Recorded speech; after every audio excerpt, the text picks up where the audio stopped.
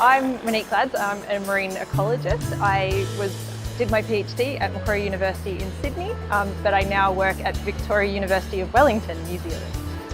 During my PhD, we did a number of experiments with the seals. We were looking at how they expend their energy and what kind of behaviours they use when they were expending those energies. And when Monique first came to me with this idea, we were really excited to be involved.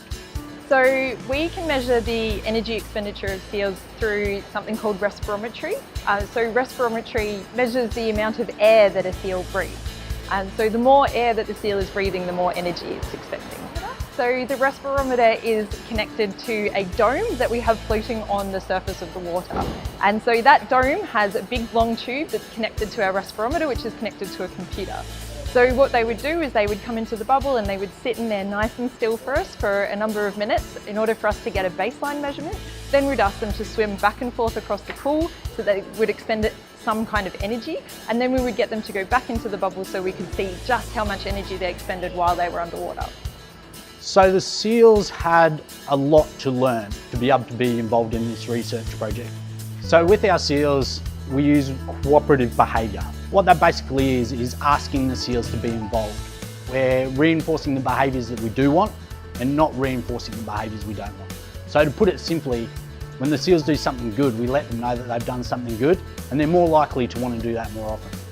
I do what I do because I love to learn, and I love to be able to contribute back to the scientific community. And doing experiments is one of the most liberating and exciting things that you can possibly do, because you are learning new information on the job as you're going.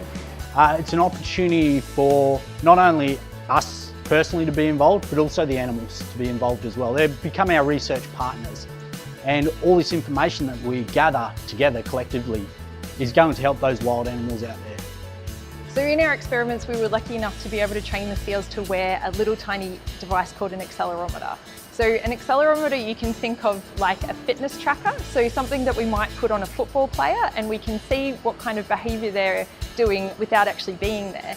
We put the accelerometer on the seal, and now we can accurately say when the seal was eating, when it was swimming, or when it was grooming. These seals have never had their energy measured before. So what we found is that the two fur seals, the Australian fur seal and the New Zealand fur seal, have very, very similar ways of expending their energy. As the temperature goes up, their metabolic rate goes up because they get hot and they expend more energy.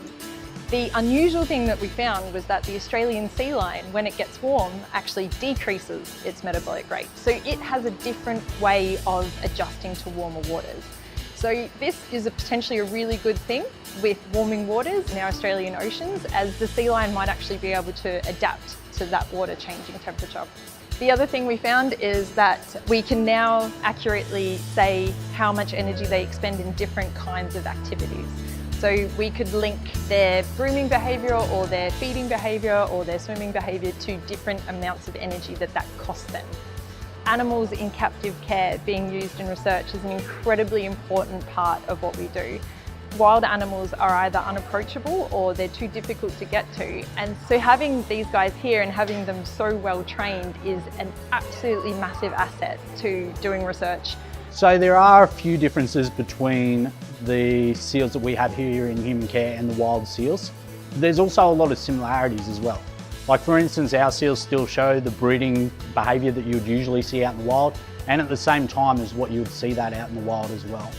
A really good example of specific behaviours that we wanted to capture is eating behaviours. So we were able to create feeding experiments where we gave the seals different kinds of fish and octopus and lots of yummy things that they like to eat. And we just observed what they did with that food. And we noticed that the fur seals would just eat the fish whole, or they would use it and tear it into pieces and eat little bits at a time. But the sea lions show this really kind of unique behaviour where they will hold the fish in between their big foreflippers and they will tear chunks off.